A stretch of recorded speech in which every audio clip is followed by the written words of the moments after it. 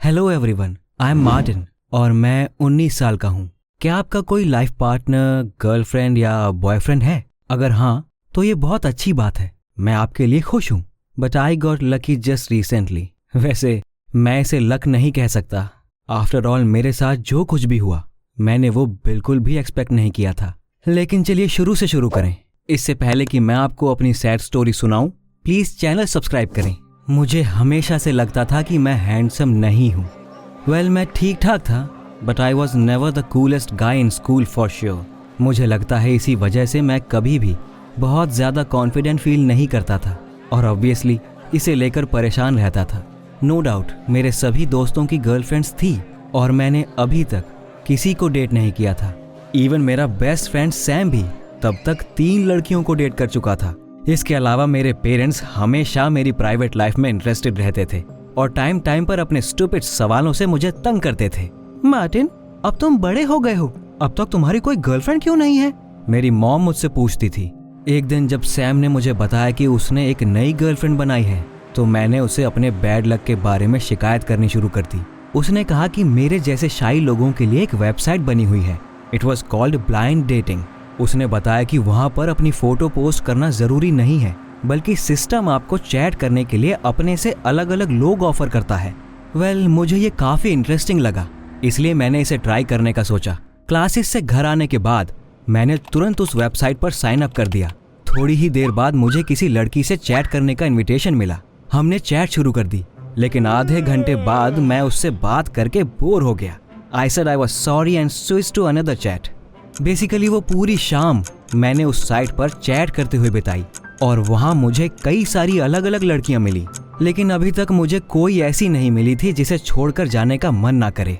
अचानक रात के टाइम मेरे पेज पर एक टेक्स्ट दिखाई दिया। कोई क्यूबी नाम की लड़की मेरे साथ दोस्ती करना चाहती थी। मैंने उसकी रिक्वेस्ट एक्सेप्ट कर ली और हमने चैटिंग स्टार्ट कर दी। बट मुझे उससे भी कोई खास उम्मीद नहीं थी, लेकिन जल्दी ही वो मुझे बहुत इंटरेस्टिंग और अनयूजुअल लगने लगी। उसमें कुछ ऐसा था जो बाकी की लड़कियों में नहीं था। क्यूबी को एनीमे और कॉस्प्ले बहुत पसंद था and she seriously dreamed of getting to the first astronauts team who would go to inhabit Mars. Anyway, उससे बातें करते करते मुझे पता ही नहीं चला कि कब रात बीत गई। क्या मुझे अपनी ड्रीम गर्ल मिल चुकी थी? हमने अगले दिन दोबारा चैट करने का प्लान बनाया। उसके बाद सुबह के टाइम मैं एक बड़ी सी स्माइल के साथ सो गया। अगले दिन अमेजिंग क्यूबी के साथ ऑनलाइन हैंग आउट करने के लिए मैं जल्दी से अपनी क्लासेस खत्म करके घर वापस आ गया और उस दिन भी हमने पूरी रात बातें की। ऐसे ही एक हफ्ता बीत गया और हम एक दूसरे को और अच्छे से जानने लगे। मैं उसे रियल लाइफ में देखने के लिए बेताब था। So I got out of my shell and asked Cubby to meet up. उसने जवाब दिया कि वो भी कब से मुझे यही सजेस्ट करना चाहती थी। उसने कहा कि कुछ दिन में एक बड़ी कॉस्प्ले पार्टी होने वाली है और हम वहाँ एक दूसरे से मिल सकते हैं। मैं खुशी से झूम उठा और पूछा कि मैं उसे पहचानूंगा कैसे। Qubi replied that she would be wearing a costume of her favourite monster from some anime. उसके बाद मेरी ब्लाइंड डेट का दिन आया। ऑफ कोर्स मैं बहुत ज्यादा टेंशन में था। क्या रियल लाइफ में क्यूबी मुझे पसंद आएगी? लेकिन मैं उससे भी ज्यादा इस बात को लेकर परेशान था कि मैं उसे पसंद आऊंगा या नहीं। I hoped I wouldn't feel embarrassed when I saw her. मैंने अपने लिए एक कॉस्ट्यूम सोच लिया था।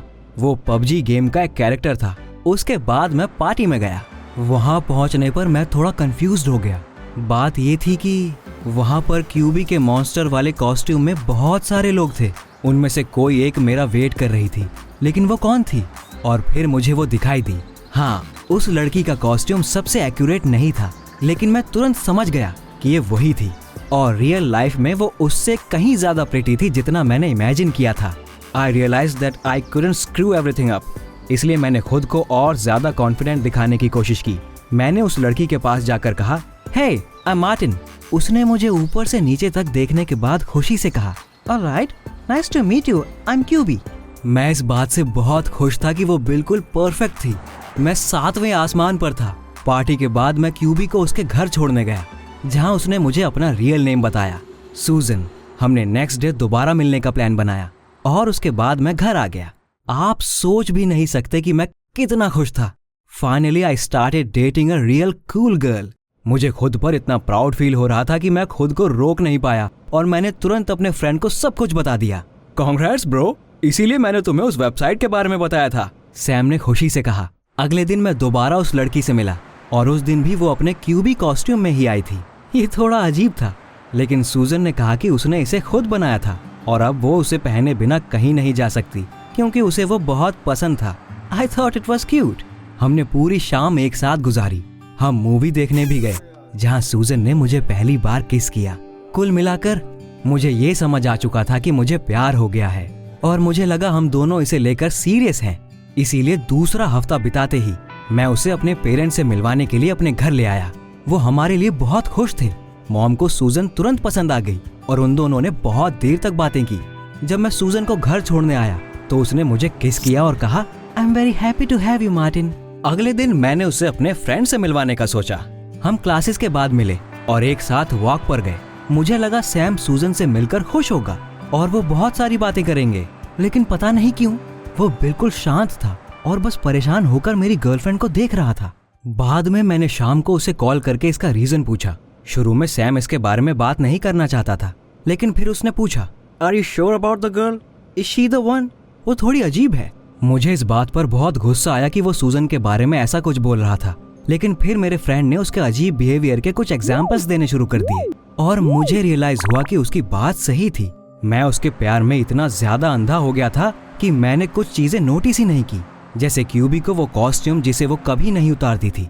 And also I recalled how we had been chatting on the website. It felt completely different with her now. मैंने इससे पहले उन सारी चीजों को कैसे नोटिस नहीं किया? सैम की बातों ने मुझे शक में डाल दिया। मैं इस पर यकीन नहीं करना चाहता था, लेकिन फिर भी मैंने सूजन को नोटिस करने का फैसला किया। अगली डेट पर मैंने उससे पूछा कि उसका सबसे बड़ा सपना क्या है। उसने बताया कि वो जापान के कॉस्प्ले फेस्टिवल में जाना चाहती है।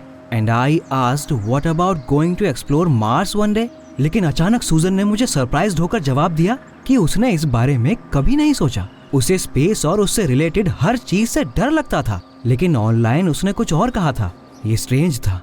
डेट खत्म होने के बाद मैंने जल्दी से घर आकर अपना कंप्यूटर ऑन किया।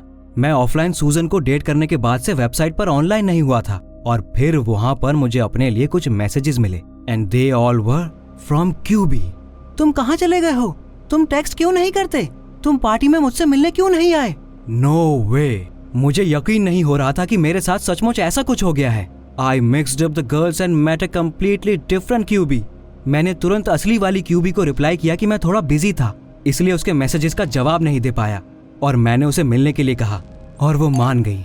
मैंने सूजन से कहा कि मैं उस दिन उसके साथ बाहर नहीं जा सकता क्योंकि मुझे पढ़ाई करनी है। उसके बाद मैं असली क्यूबी से मिलने गया। वो कैफे में मेरा वेट कर रही थी, जैसा कि हमने तय किया था। जब फाइनली मैंने उसे देखा तो मुझे रियलाइज हुआ कि वही वो लड़की थी जिससे चैट करते करते मुझे प्यार हो गया था। उसने कोई स्टूपिड कॉस्ट्यूम नहीं पहना था, वो ब्यूटीफुल और एलिगेंट थी। उससे बात करते हुए मैंने उसके और सूजन के बीच का डिफरेंस नोटिस किया। उसका नाम किएरा था and she was much smarter and more exciting than my girlfriend was wearing that ridiculous costume. मैं किएरा को ये नहीं बता पाया कि उस रात पार्टी में मुझसे गलती हो गई थी और मैं किसी और को डेट कर रहा हूँ। इसलिए मैंने ये बहाना बना दिया कि मेरी दादी की तबीयत अचानक खराब हो गई थी और मैं उनके साथ था। किएरा से कुछ घंटों तक बात करने के बाद मुझे रियलाइज हुआ कि मुझसे कितनी बड़ी गलती हो गई थी। After all I really wanted to be with her only and forever.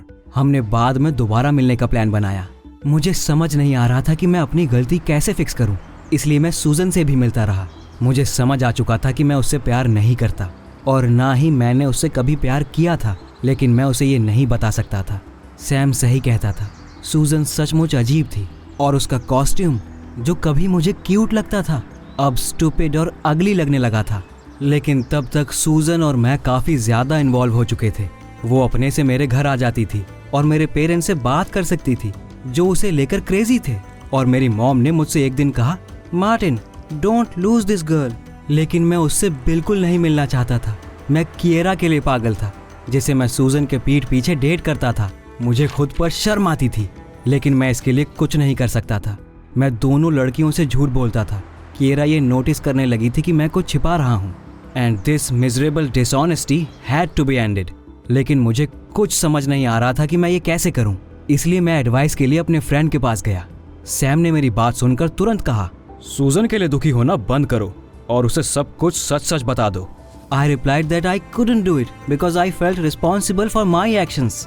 इस पर सैम ने कहा कि इससे हम दोनों को तकलीफ होगी और कभी ना कभी हमारा ब्रेकअप हो ही जाएगा। शायद मेरा फ्रेंड सही था और इसलिए मैंने हिम्मत जुटाकर सब कुछ ठीक करने का फैसला किया। ऐसा करने के लिए मैंने सूजन को डेट पर बुलाया ताकि वहां मैं उसे बता सकूं कि हमारे बीच सब कुछ खत्म हो चुका है और मुझे किसी और लड़की से प्यार हो गया है। हम पार्क में टहल रहे थे और मैं अपनी बात कहने के लिए सही मौके की तलाश कर रहा था कि तभी अचानक सूजन जोर जोर से रोने लगी। मुझे समझ नहीं आया कि ये सब क्या हो रहा था और फिर सूजन ने मुझे बताया कि उसे हमारे रिश्ते को लेकर बहुत डर लगता है। It turns out that all the ex boyfriends simply left her और इसकी वजह से उसे बहुत तकलीफ झेलनी पड़ी थी। और उसके लास्ट ब्रेकअप के बाद तो उसकी हालत इतनी ज्यादा खराब हो गई थी कि नर्वस ब्रेकडाउन की वजह से उसे हॉस्पिटल तक ले जाना पड़ा था। Martin, if you ever going to leave me, I am not sure if I stand it, Susan ने दुखी होकर कहा। और फिर मुझे समझ आया कि मैं उसे सच नहीं बता सकता। मैंने उससे कहा कि मैं उसे कभी छोड़कर नहीं जाऊंगा और जैसे ही ये शब्द मेरे मुंह से निकले मुझे पता चल गया कि मैं कितनी बड़ी मुसीबत में फंस चुका हूँ। आई कैंट लीव सूजन because I am responsible for her now. लेकिन मैं किएरा को भी नहीं खो सकता। What should I do? Comments में बताएं कि अगर आप ऐसी सिचुएशन में होते तो क्या करते। मुझे पता है ये सब मेरी गलती है लेकिन मैं इसे ऐसे ही नहीं छोड़ सकता।